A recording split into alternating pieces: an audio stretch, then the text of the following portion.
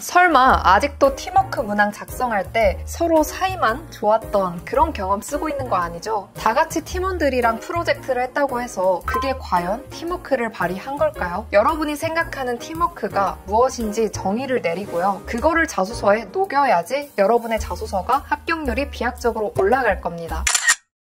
실제로 제가 자소서 컨설팅을 할 때도요, 수강생들이 많이 어려워하는 문항 중 하나가 팀워크예요. 그래서 여러분들이 오늘 이 영상 보시고선요, 아, 팀워크는 이렇게 쓰는 거구나. 아, 나한테는 이런 소재들 혹은 이런 요소들이 빠져 있었구나 라는 거를 체크해서 다시 수정해 보시길 바랄게요. 우선 팀워크 문항이 무엇인지 알아봐야겠죠. 실제로 하이닉스 문항이 굉장히 구체적이어서 이런 자소서로 처음부터 쓰기 시작하시는데요. 이런 문항이죠. 혼자 하기 어려운 일에서 다양한 자원을 활용하거나 타인의 협력을 최대한으로 이끌어내면서 팀워크를 발휘하여 공동의 목표 달성에 기여한 경험에 대해 기술해 주십시오. 보통 이런 문항들이 팀워크를 물어보는 문항이에요. 근데 여러분들이 많이 하는 실수가 딱히 팀워크라기보다는 그냥 나 혼자 열심히 한 거? 그냥 우리가 했다는 것에 의미를 두시더라고요. 예를 들어 학생회에서 주점 같은 거를 열었던 활동이라든지 아니면은 캡스톤 디자인 프로젝트에서 다 같이 졸업 논문을 썼다든지요. 보통 이런 경험들을 많이 활용하시는데요. 근데 이것들이 뭐 3명, 4명? 그 이상의 팀원들이 다 같이 모여서 우리가 같이 했다고 해서 이게 과연 시너지가 난 걸까? 라고 생각을 하면 오산입니다. 여러분이 생각하는 팀워크는 뭐라고 생각하시나요? 이렇게 정의를 내려야 합니다. 굉장히 어려운데요. 예를 들어 이런 거예요. 서로의 약점은 서로가 이제 보완해서 채워주고 각자의 강점을 최대치로 발휘했을 때 우리 팀원들은 시너지가 난다고 생각을 합니다. 이런 식으로 정의가 있어야 해요. 제가 최근에 리더십 그리고 생산성 관리와 관련된 교육을 듣고 있는데요. 이 교육에서 정말 인상 깊었어요. 그분이 오랫동안 팀장도 하시고 뭐 대표급도 하시고 정말 많은 조직원들을 관리해보신 경험이 있는 분이었어요. 그래서 저도 궁금해서 대표님이 생각하시기에는 좋은 팀워크란 뭐라고 생각하시나요? 라고 여쭤봤는데요. 그분이 하신 말이 너무 인상 깊었어요.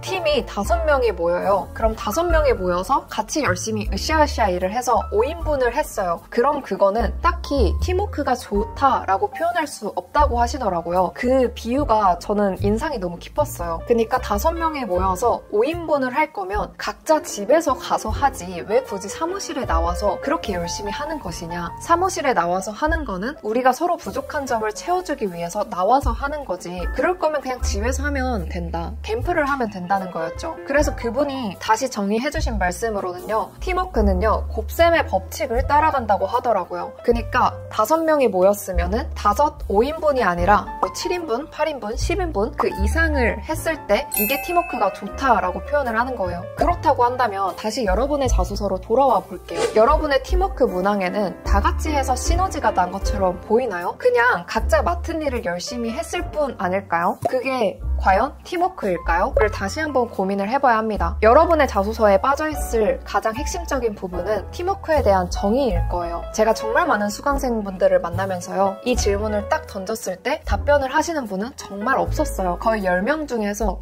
1명 정도였어요. 근데 그분도 생각해본 게 아니라 저와 대화를 하면서 이제 순발력 있게 생각을 해낸 분이었어요. 제가 아까 말씀드렸던 정의에서는 서로 보완하고 뭐 강점을 최대치로 발휘했을 때 시너지가 난다 이렇게 정의를 했는데요. 과거에 제가 기억에 남았던 남성분은 이런 식으로 정의를 내리셨어요. 내가 솔선수범하는 태도를 보인다면 이제 다른 팀원들도 그 긍정적인 영향을 받아서 우리 팀원들이 모두 다 적극적으로 참여할 수 있는 그런 분위기가 생긴다는 걸 배웠대요. 이런 것처럼 하나의 문장을 만드는 거예요. 그 하나의 문장을 중심으로 해서 이제 스토리를 쓰는 겁니다. 예를 들어 이 남성분이라고 한다면 솔선수범하는 태도의 중요성을 언급을 했잖아요. 그러면 액션을 쓸 때도 내가 먼저 솔선수범을 했고 그럼 소극적이었던 팀원들이 더 적극적으로 참여하는 모습으로 계속 바뀌어가는 그런 흐름으로 글을 써야겠죠. 그래서 여러분들이 많이 실수하시는 게요. 뭐 코로나가 터져서 우리 동아리가 망해갈 것 같은데 이거를 살렸다. 이런 소재들은 좋아요. 근데 액션을 쓸 때 그냥 했습니다.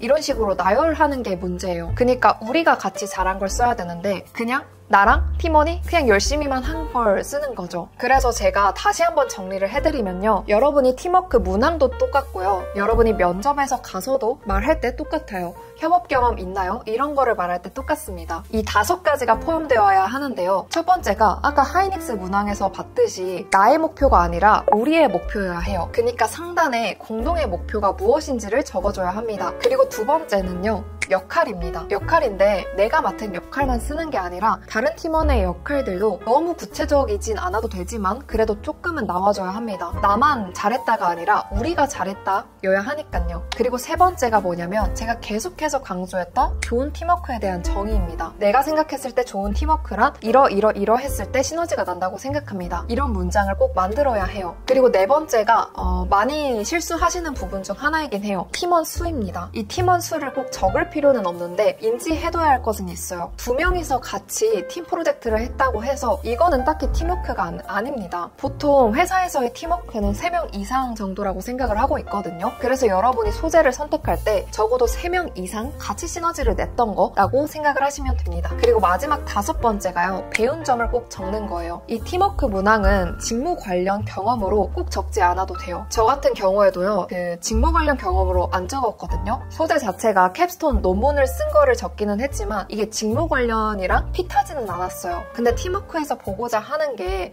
팀 프로젝트의 중요성, 본인은 어떻게 팀원들이랑 같이 업무를 하는지 그런 거를 중요하게 보는 거잖아요. 따라서 여러분이 이 과정에서 무엇을 배웠는지는 꼭 작성을 해주셔야 합니다. 다시 이제 하이닉스 문항으로 돌아오면요. 이 괄호 안에 있는 그러한 단어들을 보는 게 굉장히 중요해요. 이게 여러분들에게 이러한 내용을 포함해줬으면 좋겠다 하고 가이드를 넣어준 거잖아요. 그럼 여러분이 자소서를 쓸 때도 이 가이드를 계속해서 인지해서 여러분의 글에 녹이려고 노력을 해야 합니다. 예를 들어 이런 거죠. 관련된 사람들의 관계 및 역할, 제가 아까 말씀드렸던 그 역할이 있어야 하고요. 그리고 두 번째로 혼자 하기 어렵다고 판단한 이유도요.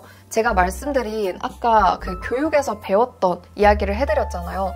그렇게 캠프를 할 거면 집에 가서 하지 왜 다 같이 했냐라고 언급을 했었잖아요. 그럼 여러분들이 팀을 꾸렸다고 한다면 왜 그러한 팀을 꾸렸는지에 대한 이유가 있으면 좋아요. 예를 들어서 어떤 수강생의 케이스를 보면요. 뭐 자료조사부터 PPT 제작 그리고 논문 작성까지는 모두 다 혼자 하기는 어려워서 이거를 역할 분담을 해서 나눠서 한다면 더 일이 빨리 진행될 거라고 생각을 했습니다. 라든지 뭐 이 프로젝트는 창의성에 대한 평가 점수가 굉장히 높은 그런 프로젝트였는데 그렇기 때문에 이제 아이디어가 굉장히 많이 도출되어야지 그 평가에서 높은 점수를 받을 수 있을 거라 생각을 해서 많은 팀원들을 모아서 아이디어를 많이 나눌 수 있는 그런 기회들을 만들었습니다.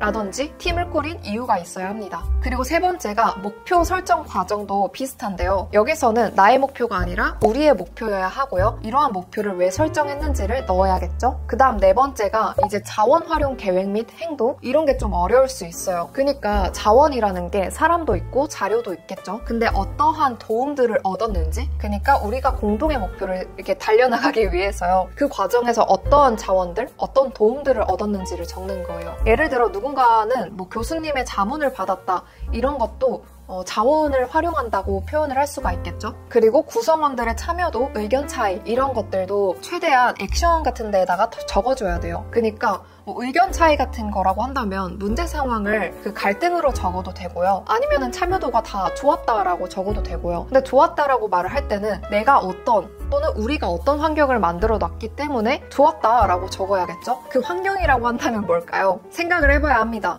이것도 생각을 해봐야 하는데요. 뭐 주 3회 회의를 하자는 그런 약속을 만들었다든지 내 의견을 낼 때는 어떤 근거를 같이 제시를 해야 된다든지 뭐 또는 다른 사람의 의견에 반대되는 것을 말을 할 때는 반대되는 이유에 대해서 그리고 플러스 알파로 더 좋은 안건이 무엇인지에 대해서 같이 말하는 그런 룰을 만들었다든지 이런 것들을 고민해보면 좋을 것 같아요. 그리고 마지막으로 이제 목표 달성 정도가 나와야겠죠? 이제 글의 상단에 공동의 목표를 썼으면 이제 글의 마지막에 이 목표가 생각한 것 대비 얼마나 달성했는지가 나와주고요. 그 다음 결과 부분에 이를 통해 뭐뭐뭐를 배웠습니다 하고 팀워크 문항을 풀로 만드시면 됩니다. 그래서 오늘 되게 많은 걸 알려드린 것 같은데요.